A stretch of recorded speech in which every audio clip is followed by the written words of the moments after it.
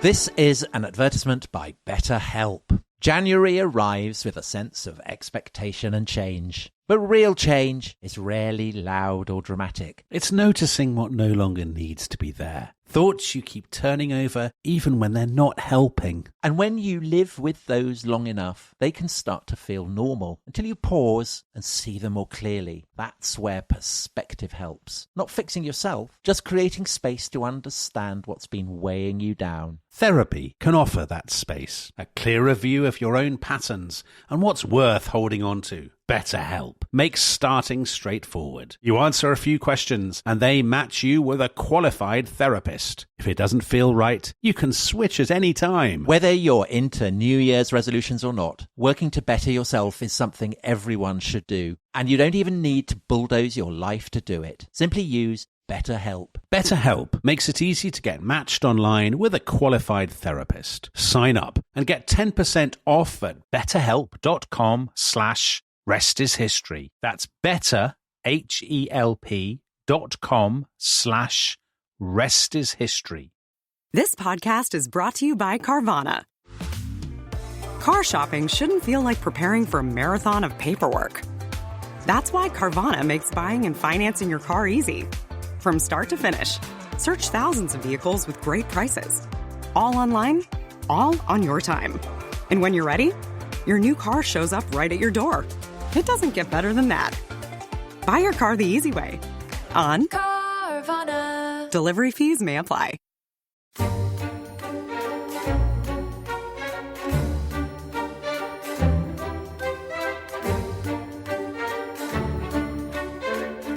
Hello and welcome to The Rest is History. This autumn sees the launch of the most eagerly anticipated sporting event of the season.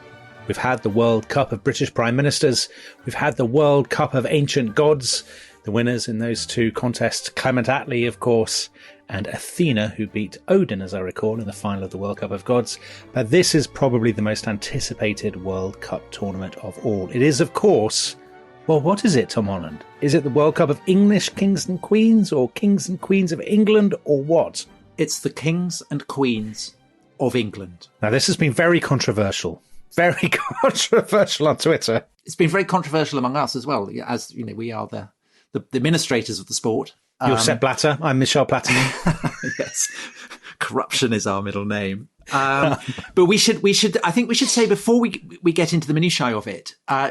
To those listeners who may have no interest in World Cups or sport or anything, I mean, basically the premise for this is that we have 16 monarchs, and essentially it provides us with an excuse to talk about each one.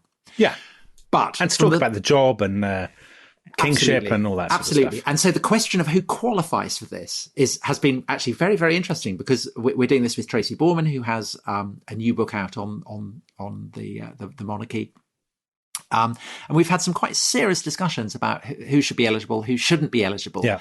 And I think that's kind of the fascination of it. So the way the rubric works, for those who haven't heard the previous World Cups, is that on Saturday and Sunday, so if you're listening to this on Friday when it comes out, over this weekend when coming, we'll have the Super 16s. So we have 8 seeds and we have 8 other qualifiers, and they will play out. Then on the Monday we will have the quarterfinals. On the Tuesday we will have the semi-finals. On the Wednesday we will have the final to decide who is top king or queen of England.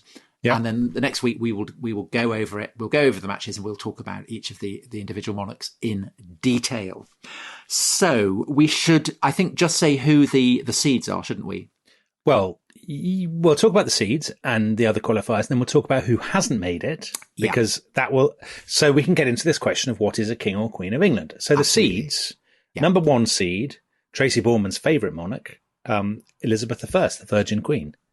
Number 2, Henry VIII. Everybody's favourite king, I think. Number 3, Henry V. Agincourt. Number 4, William the Conqueror. The Bastard, aptly named. Number 5, Victoria. Yep. Empress of India.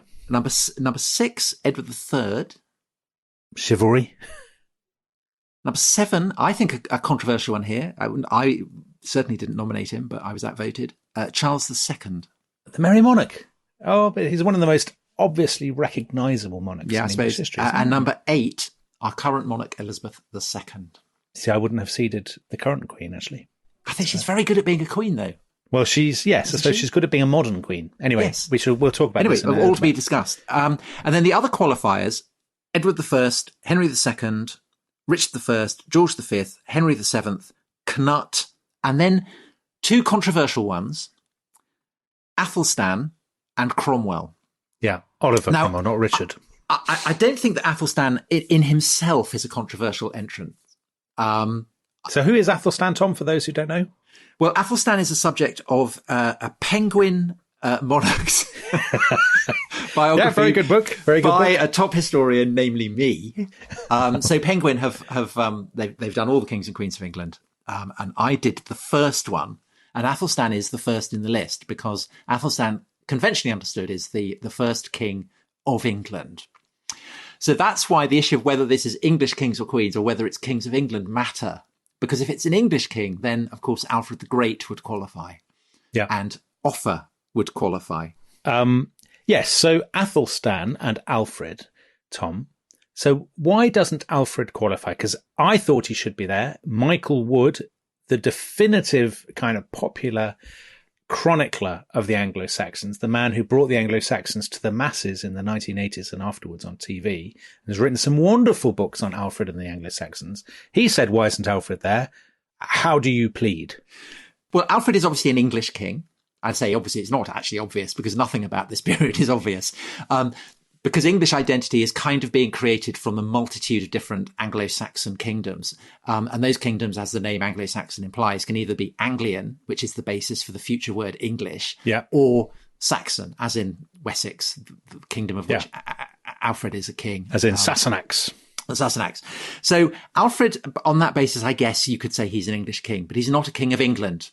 Doesn't he use the word England? Doesn't he use the word England or something like that? No, he doesn't. He doesn't. Does he not? But what he does, he sponsors Bede's History of the English Church, which uses the word Anglia as a kind of synonym for what will become England. But the meaning of it's incredibly complicated because you obviously want to allied Anglia with England, but it's not quite the same thing. So you could say perfectly legitimately that Alfred is an English king. You could say that Offa, the great king of Mercia, is an English king. You could say that Radwald, perhaps the king who buried at Sutton Hoo, perhaps he's an English king. So all of these could conceivably be ranked as English kings. But if you're going to say king of England, I think you've got to say that it's king of a realm that unites all the various Anglo-Saxon kingdoms: Wessex, Mercia, East Anglia, Kent, and Northumbria. And the first king who does that is Athelstan. So that's why I think Athelstan is eligible, but Alfred isn't. Okay, and then let's fast forward a little bit. Charles II, who is the seventh seed on our list, is not just the King of England, he's also the King of Scotland. Then if you fast forward even further, so to let's say Victoria or or George V, who comes after her, they are not the kings of England. They are the monarchs of Great Britain or the United Kingdom. So how do you include them? Well, this again is all part of the complexity of it. That obviously once James VI of Scotland becomes James I of England, he's very much a friend of the show. Sadly didn't make it. So people who have been accusing us of corruption, you'd have thought James would be first on the list. It was the fat tongue. It was the big tongue too big for his mouth that let him down at the last moment. And it's James has got a lot of supporters. So there's someone here, Neil Simpson, as he is a friend of the show. James VI first deserves a mention. Massively expands his domain without a fight. Intelligent, doesn't like witches, big tongue, doesn't overreact to terrorist threats. I mean, that's all right. Neil has been listening to the Gunpowder Plot podcast, I suspect. James VI of Scotland becomes James I of England. And so there, the crowns of England and Scotland are starting to be joined together. And then, beginning of the 18th century, you have the Acts of Union that join England and Scotland in a united kingdom of Great Britain. And then at the beginning of the 18th century, you've got Ireland also becomes part of that united kingdom. Beginning of the 20th century, Ireland, or at least most of it, leaves the United Kingdom. So it's the kingdom of which these kings and queens are the monarch is constantly changing and evolving. So like the job itself. For the basis of this, basically, if you have ruled England, whether on its own, whether as a part of the United Kingdom of Great Britain, or the United Kingdom of Great Britain and Ireland, or the United Kingdom of Great Britain and Northern Ireland, you are eligible. So just before we come to the super controversial one, actually another one that raises an interesting question about is Canute, or Knut as you call him. So Canute is not English, He's and Danish. he doesn't. And here's the question: does he rule England as England, or does he rule it as part of a wider North Sea empire? That's sort of the question. He's the King of England, but he's Okay. also the King of Denmark, and he has. So is he this- separately crowned in England, Canute? Yes. Because this issue of whether a king is crowned has raised a lot of a lot of discontent among the fans. So I shall read. I've been receiving today an enormous number of tweets from a friend of the show, Capel Loft. I remember him getting very hot under the collar about Disraeli versus Gladstone in the very first tournament that we did. And he says, outrageous decision. How can you exclude Alfred the Great on a technicality? Well, we've explained that. But not Cromwell on a rather more important technicality. He wasn't a king. Indeed, Cromwell specifically refused the crown and abolished monarchy, undermines the credibility of the whole competition. That then launched a whole series of tweets in which one of Capel Loft's followers, Madeline Grant of The Telegraph, said, would the rest is history allow the Ayatollah Khomeini to take part in a Miss World competition? They clearly would. So, Tom, Oliver Cromwell, the Ayatollah Khomeini of the Miss World that is The Rest is History, the Rest is History World Cup of English Kings and Queens, or Kings and Queens of England, rather. What's Cromwell doing there? Cromwell is by far the most controversial entrant because, of course, famously, he chopped the head off a king. Yeah. And he ruled as Lord Protector. But the reason that he's in is that he rules as Lord Protector because the English Constitution, even after the Civil War and the execution of Charles I, requires a monarchical figure. Yeah. And the issue for Cromwell is whether he will formally become a king, and he kind of hesitates over that, or whether he will take up some other title that enables him to rule as king. Yes. But the reason that he's in is that he is filling that king-shaped hole that exists in the English Constitution if there is no king. Well, there's also the iconography, isn't there? Cromwell uses the iconography of kingship. His coins have, sometimes have a crown on them. They borrow the iconography that goes back to kind of the Roman emperors and so on. He has a sort of ceremony when he becomes Lord Protector that is clearly a more modest version of the coronation ceremony. Actually, the same is true of George Washington. And indeed, when Washington became president, there was all this conversation in America about what they would call him. Would they call him Your Highness or Your Majesty? And he ends up, and eventually the president is called Mr. President. But yes, also Cromwell just makes the competition more interesting. More fun, doesn't it? Yeah, it does make it more fun. And it's great to see the fans, And Cromwell was not a Republican, interestingly. I mean, Cromwell had always been a monarchist. He just believed but almost Charles everybody I was the man of blood. Right, exactly. Of course, Richard Cromwell could have been admitted. I mean, Richard Cromwell is a fascinating figure. But sadly, he didn't make it through the qualifiers. I think, did he live even longer than the Queen? Yeah, Richard Cromwell lived Queen now overtaken him? I can't remember. Yes, Richard Cromwell lived a ridiculously long life. There's all these stories about him being in popping up in 1972. He's still going strong. No, there's the stories about Richard Cromwell in the courts of Europe when he's in exile, and people are always slagging off Richard because he's under an assumed name, and people are always slacking off Richard Cromwell to him. and he always sort of says, "I think you'll find he was very poorly served by the army."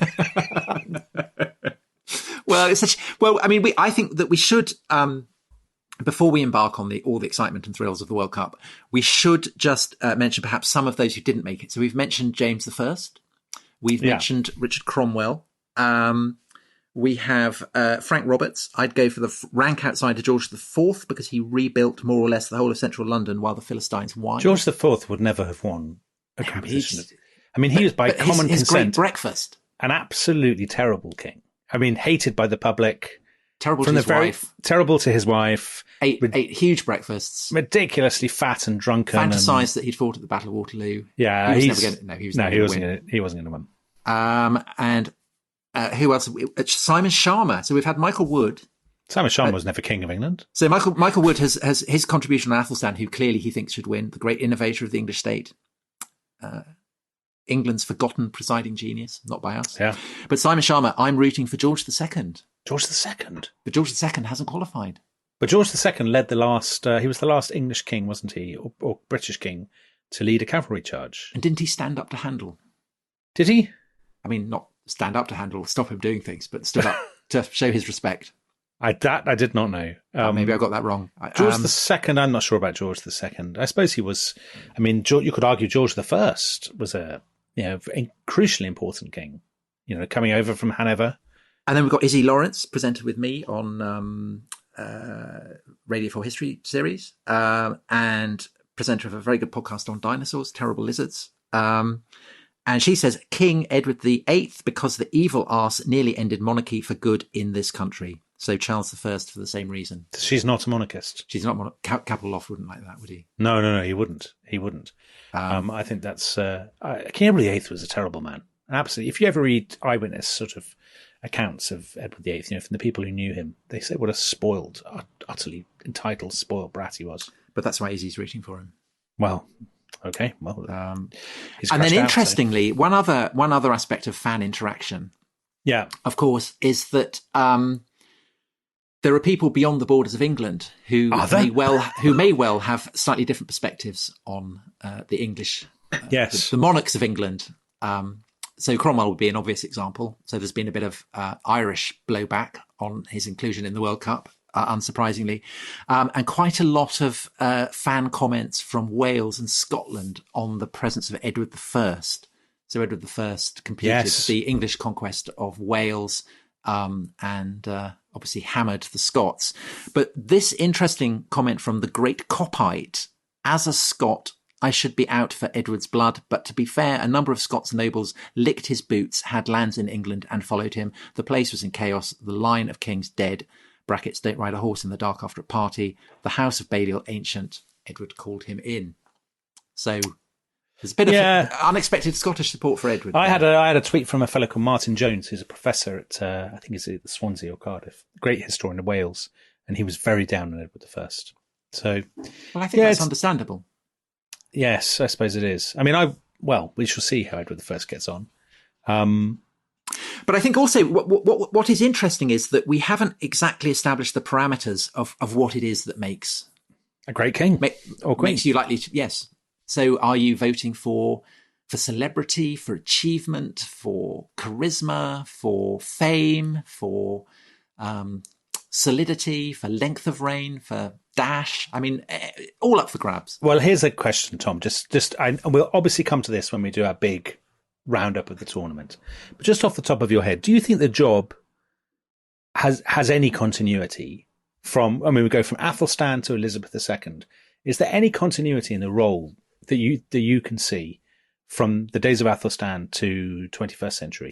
Well, I'll tell you, I think an absolute point of continuity between Athelstan specifically and Elizabeth specifically, and it won't surprise you that what I'm going to pick on is that for both of them, the fact that the coronation is a sacral ritual. So Athelstan is crowned at Kingston upon Thames, and he's, I think, the first English king to be crowned in the sense of having a crown put on his head, and he's anointed.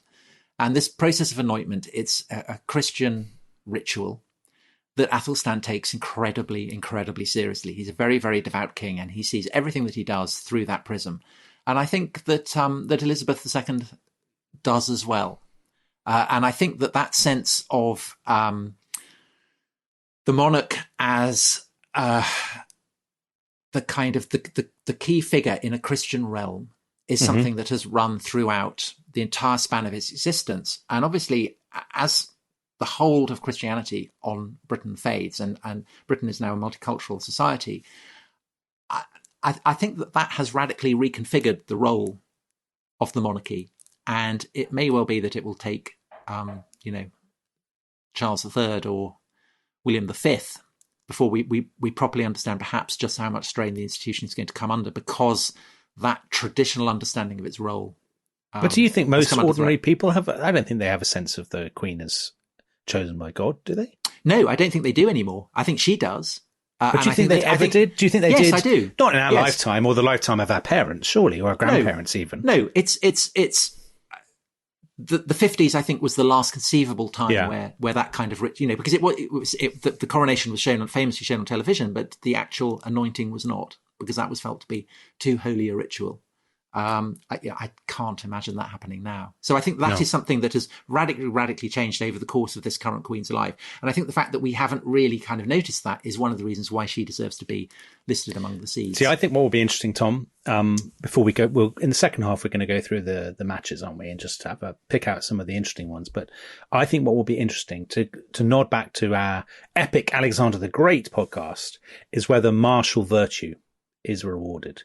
Because to me, reading the Ladybird, Kings and Queens of England books as a child, which I absolutely adored, which gave me my basic kind of chronology of English and British history, what counted for a king was basically how many Frenchmen he had which is why Henry sent to the underworld. Is number 3.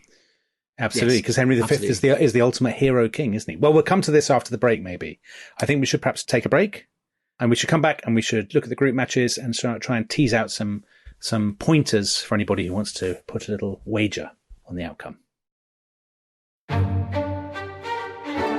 This episode is brought to you by Rocket Money. Tom, we often talk about how to organise our finances. I'm very conscious that I'm paying for a lot of mad subscriptions. And there's one thing that we've talked about often on this show. It's the thing that we probably hate more than any other, and it's a hidden fee. I would love to get my finances under control. There are all these things piling up on our bank statements, and I think I need to fix this problem. I need to sort this out and to stop this. I mean, my finances are so chaotic that I need this app. So I'll tell you what it is. It's called Rocket Money. It's a personal finance app that helps find and cancel your unwanted subscriptions. It monitors your spending and it helps to lower your bills so that you can grow your savings. With Rocket Money, you can track all of your subscriptions and you can easily cancel within the app with just a few taps, saving you time, avoiding charges. And you can also set budgets and goals and get personalized insights and regular reports to track how you're doing. They will even send you real-time alerts for large transactions, upcoming bills, refunds, and even low balances. So let Rocket Money help you reach your financial goals faster. Join at rocketmoney.com/ishistory. That's rocketmoney.com/ishistory. rocketmoney.com/ishistory. This episode is brought to you by the Financial Times. I think we both agree, Dominic, that in the clamour of countless voices competing to break the news and telling you the what, the who, and the where on these stories, there's often something missing, isn't there? There is, Tom, because I think to get a true understanding of any story, you really need to know why. Take FT journalism. It goes deeper, providing the insight, analysis, and perspective to help you see the whole story and truly understand the issues that matter. Why did it happen? Why is it important? And why will it matter? I've got a brilliant example. So they had an article recently, a fascinating article about why populism became popular. And this Financial Times article absolutely delved into that. It was so interesting. And does it nail it? Yeah, it nailed it. It absolutely nailed it. And it really made me look at populism in a new light. Well, if you're interested in the why, we have good news. Yes, listeners to The Rest is History can save more than 40% on an annual digital subscription to the Financial Times by visiting ft.com/history. For the why, Financial Times.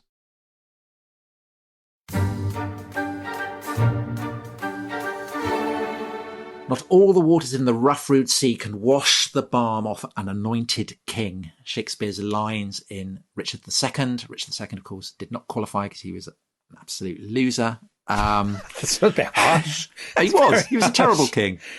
Well, yeah, I suppose is he a terrible king just because of the way it ends, though? If it had ended differently, you wouldn't say he was a terrible king, would you? You'd say he was a great patron of the arts. I think to get deposed. I mean, I think... Really? That's not good. That's pretty much, that's going to disqualify you right from the start. Is he worse than Edward II, would you say? Oh, well, I mean, the worst kings, I think Edward II's up there. Yeah. Richard II's up there. Henry VI is up there. I mean, they're all very bad. The truth of the James matter is, II. though, if you met some of these people, particularly, let's say, Henry VI, I mean, his problem is that he's just quite a nice guy. Yeah. Isn't he? He's weak and he thinks about God and he likes stained glass. Yes. But cathedrals and things. Yeah. I mean, he's a Chapels. Guardian reader. He's a Guardian reader of kings. What you need, I mean, it's the Daily Express readers who tend to flourish as Henry kings, V. isn't it? Henry V, yeah. Right. Well, okay. So on that topic, should we look at the draw has just been announced today by Jonathan Wilson. Oh, very good. Very exciting. And so the first match that we've got, so we've got 4 matches that will be going out on Saturday, and 4 that will be going out on Sunday. So the 4 matches that will be going out on Saturday, if you want to follow that, perhaps to vote in it, it'll all be on Twitter. Perhaps to have a flutter with the bookies, with Paddy Power or whatever. The first one, Elizabeth I, the top seed, against Edward I. See, I don't want to prejudge the outcome, but I can only see one winner there. So you haven't prejudged it. Well, yeah. I mean, you said it beforehand that Edward I has this handicap of Scots and Welsh are never going to vote for him. And Elizabeth I is absolutely sort of enshrined, isn't she, in but you might, national identity. Catholics might not vote for her. Spanish won't. No. Spanish, I mean, the Spanish, do we have a big Spanish following? Don't know, maybe. Maybe Diogo Morgado, or is he Portuguese? I'm not sure. He'll be boycotting it, won't he? As a Marxist. But I agree. So, yes. I think you've got back Elizabeth there. Yeah, and the Edwards, I mean, I don't want to be mean to the Edwards because we've got another one coming up, but to my mind, Edward I and Edward III are basically the same person. I mean, I'm not a medievalist, obviously, but are they that different? Are they that different, Tom? Well, Edward I, of course, also Edward I also is the king who expelled the Jews. Yeah, well, that will count against him. So that Elizabeth may well count against him. I mean, she's only got the Catholics to worry about, hasn't she, really? So I think she'll be all right. And as I say, the Spanish. Then the second one is, all the twos. Yeah. Elizabeth II against Henry II. I don't want to bet against the Queen, but I think Henry II is just so much more interesting. So what Elizabeth has never had to face, but which he did, was all her children turning against her and rising up in rebellion. Kind of. Prince Harry? Yeah, but that's grandchild, and also it's not. I mean, they didn't. I mean, it's not like Richard the Lionheart gave an interview to Oprah Winfrey. Isn't it Henry II that his wife says to him in The Lion in Winter, "War, war, war. That's all you care about, Henry Plantagenet." It is, and if you want to hear more on that theme, of course, don't forget that on Sunday we're doing Cinema in History. Very few tickets left, but you might be able to snaffle one if you're quick. So Elizabeth II against Henry II. I mean, who knows? And then all the Henrys. Henry V against Henry VII. Well, this is a big one, isn't it? Because this is a clash between glamour and the antithesis of glamour. So Henry V is Agincourt. He is receiving a gift of tennis balls from the French. Well, he's blowing money on invading France and winning glory. Yeah. Whereas Henry VII is very much the opposite. He's not about glory. He's about saving money. But he did win his crown on the battlefield. I mean, to be fair to Henry VII, he did. People view him as the sort of patron saint of accountants. But I mean, he won his crown in a very adventurous manner. It's kind of Boris against Rishi, isn't it? Are you in favour of insane lunatic projects that will kind of look good and flashy but will go wrong? Yeah. Or are you in favour of harvesting the pennies? I mean, Rishi Sunak isn't harvesting. I know he isn't. Spending he's been bullied into it pounds by Boris, but I mean, obviously, clearly, he just wants to cut everything.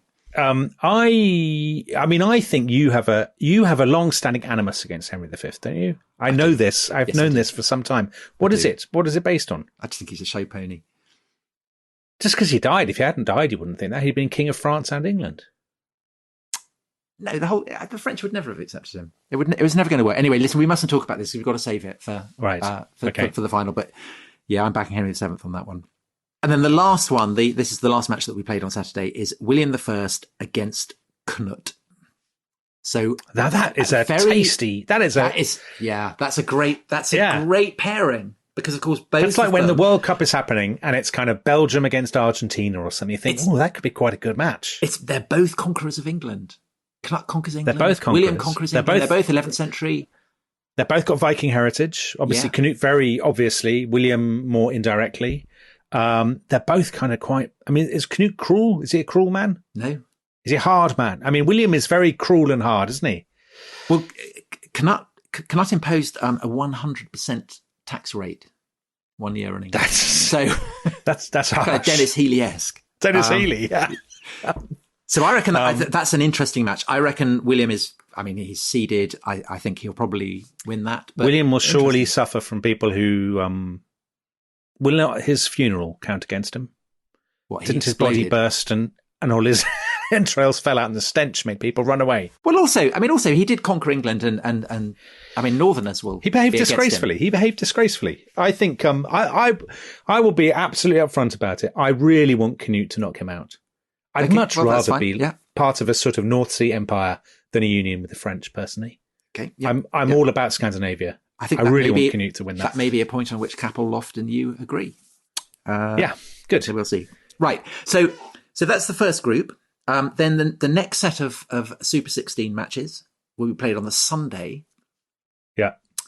And the first match is two great, charismatic, military medieval kings, Edward III against Richard I, the Lionheart. Now, Edward III obviously starts the 100 Years' War, doesn't he? Is there anything else you can tell me to distinguish him from Edward I?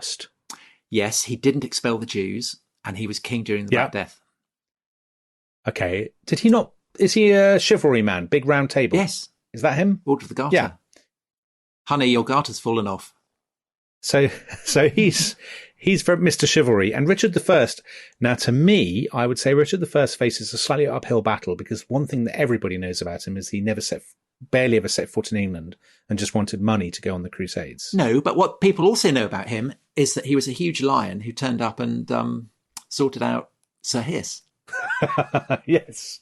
He always pitches up at the end of... Is he Sean Connery in Robin Hood, Prince of Thieves? He's Sean Connery, yes, exactly. So I reckon that may go in his also, favour. of course, what would also go in his favour is minstrels. Because isn't it Blondel who troubadours and turns up playing music outside the castle to rescue Crusades, him? minstrels, all that kind of stuff. I mean, I think if you're into that kind of thing, you probably go for Richard. But if you know anything about medieval history, you'd say he was a calamitous king of England. Am I also right? There was a comment on Twitter after Alexander the Great podcast that we hadn't talked about Alexander's sexuality. Am I right in thinking that the LGBT vote might go for Richard I? They might do. There's some that yes, you could spin it that way. I think. Right. I think not. So the woker part of the listeners may want to vote for him on inclusivity and diversity grounds. He attacked lots of Muslims. Okay, well, it's swings and roundabouts with Richard, isn't it? It is, okay, yeah. So interesting. That's what sports. So all unpredictable. About, isn't it? I see that one going to penalties. Sports, yeah, and then of course, this is the classic. The classic. Charles II against Oliver Cromwell. I'll be frank. I can only see one winner, but it's not the right person. I think that's a classic. So if you like dogs, very long curled hair, orange cellars, secret deals with the French, closet Catholicism, oak trees, exclusion crises. Yeah, it's got to be Charles. Fires. It's Charles II. If you like stern, rigorous law and order leadership, as I do, if you have read the excellent article in the Daily Mail 10 years ago that proclaimed Oliver Cromwell the greatest man that ever lived. It was. They illustrated it with a picture of Richard Harris waving a sword against a backdrop of kind of burning Irish huts or something, which I heartily approved of. Went down very well with my wife.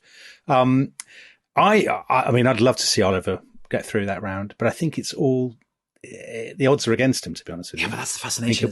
That's the fascination.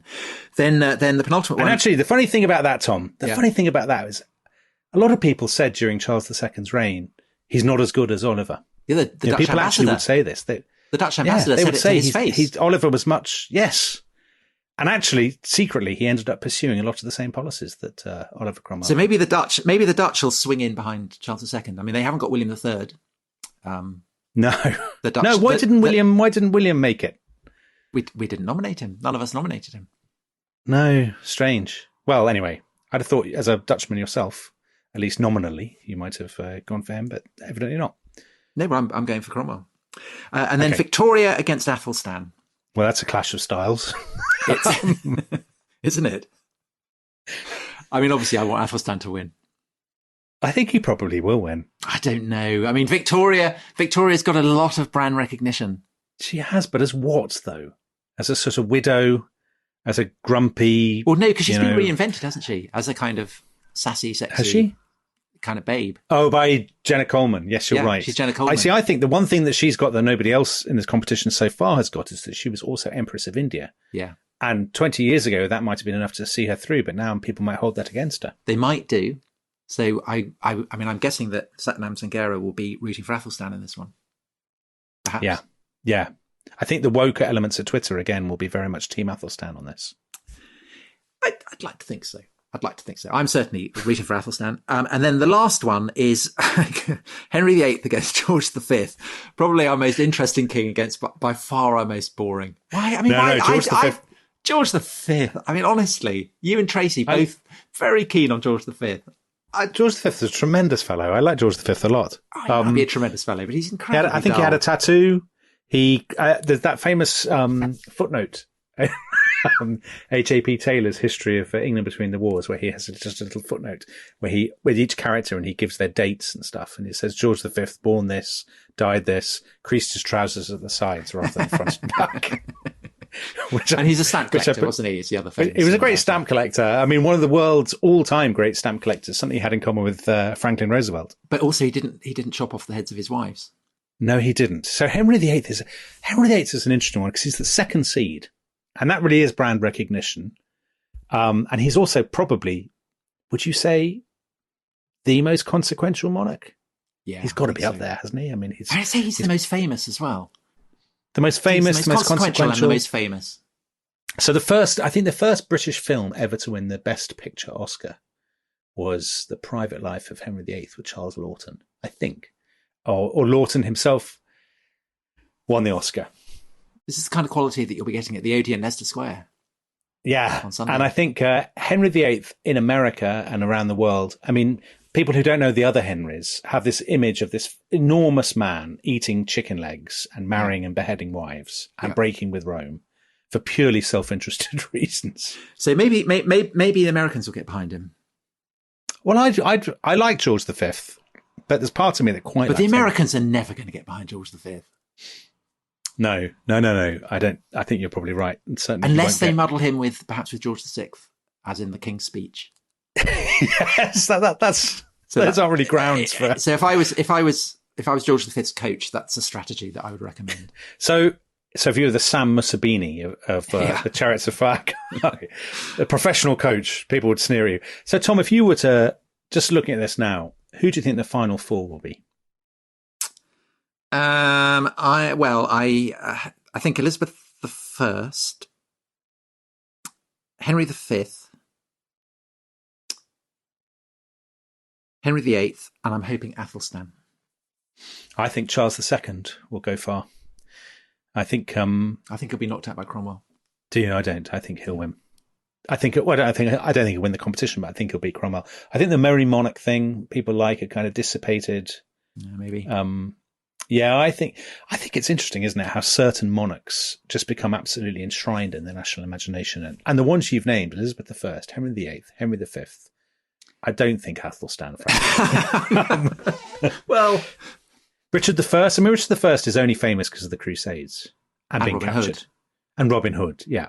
I'd say he's most famous for Robin Hood. We haven't mentioned Canute and the Waves, whether the nautical community will get behind him. Yeah, yachtsmen. The yachting community. The yachtsmen and Danes. Rally. Yeah. So, and the winner? What's your prediction for the winner? I think Elizabeth I. Do you? She's That'd be so boring, I think, for a reason. Wouldn't it? It'd be boring if she won. Well, Tracy Borman wants her to win, I know. I'd like to see, deep down, I'd like to see Oliver Cromwell win, just to annoy Capel Loft. So so you'd agree with me that Elizabeth I, Henry VIII, and Henry V will be in the quarterfinal. Be in the semi-finals. Who you don't think Athelstan will? Who do you think will be Charles there? II? Charles II. Okay. Yeah, but I agree with you. One thing I do agree with you about is I don't think Henry V will deserve a semi-final place if he gets it. I mean, I'll always back him a little bit because of the anti-French thing, but he didn't rule very long, and he left the country in a mess. He died too young. There's got to be a penalty for dying too early, yes, leaving. Even Henry VIII managed to provide 3 heirs. Yeah. Despite all the hullabaloo about the son, he at least managed to provide 3 heirs, whereas Henry V left only a baby, and the result was the Wars of the Roses. Useless baby, wasn't it? Yeah, useless. Yeah, exactly. Yeah. You can leave a baby, leave a good one. Right. Well, I hope that's whetted your appetites for this. I mean, it's going to be an absolute festival of sport, isn't it? It is. Monarchical sport at its best. Well, we've had some great clashes. I mean, the two that stick in my mind, the two ties that I'd like to see, the classics, I think, in most fans' eyes, but Disraeli versus Gladstone. That was brilliant, wasn't it? I remember sitting as midnight approached, kind of refreshing the phone. Yeah, that one. And then something that still, I'll be honest, I'm still a little bit cross about, which was ISIS against Anubis. And I think we can all agree that you went against the spirit of the competition, whipping up support for ISIS against Anubis, who you mocked unfairly as a dog. He was a dog. Well, I mean, he's dog-headed. He's a jackal-headed god, isn't he? I mean, that's not a dog. Anyway. Well, that's his whole thing, isn't it? I mean, that was the whole point. So who knows what will happen this time? I mean, if it's Athelstan versus Cromwell, that could get a bit kind of Lennon-McCartney circa 1969. Oh, I'm so nervous for Athelstan. I'm so nervous for him that I almost didn't want him to be in, so I wouldn't. Well, that's why you didn't want Henry. I hope I'm not giving too much away when I tell the listeners that one reason you disbarred Alfred the Great was because you didn't want to see him lose. That's the truth, true. Isn't it? Yes, that is true. I would cry. Terrible reason. If Alfred entered this and he didn't win, I would cry. All these endless texts you were sending me. Oh no, the rubric, the penguin monarchs, all this sort of stuff. But that's true. That's true. But there is also the emotional. I would. Yeah. Do you know? I would probably give up the podcast in despair of Britain. Wow. Would you? Yes, I would. That's very strong. Well, as you know, I felt like that about... What about Anubis? No, I felt like that about whether Alexander the Great would rise to the top of the iTunes history episodes chart. And it did. I just felt if he didn't make number one, it would be an insult to Alexander, to the podcast. Yes. And he did eventually, so I was delighted. Yes. Right. Well, so I'm going to be very, very nervous on Athelstan's behalf. But at least I don't have to face the prospect of Alfred being knocked out in the Super 16s round. So massive excitement. I'm sure you will all have your favourites. Make sure that you vote. There'll be regular updates over the course of the tournament.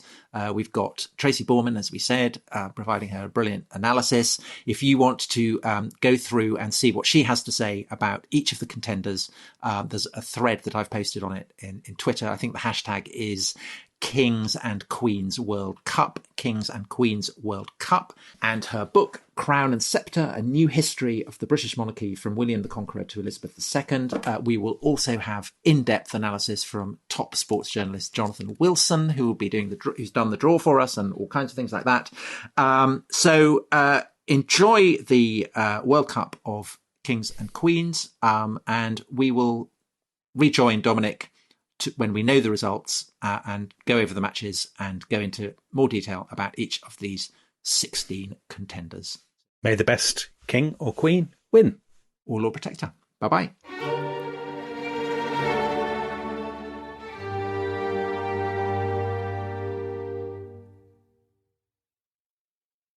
Thanks for listening to The Rest is History. For bonus episodes, early access, ad-free listening, and access to our chat community, please sign up at restishistorypod.com. That's restishistorypod.com. When it's time to scale your business, it's time for Shopify. Get everything you need to grow the way you want. Like, all the way. Stack more sales with the best converting checkout on the planet. Track your cha-chings from every channel, right in one spot. And turn real-time reporting into big-time opportunities. Take your business to a whole new level. Switch to Shopify. Start your free trial today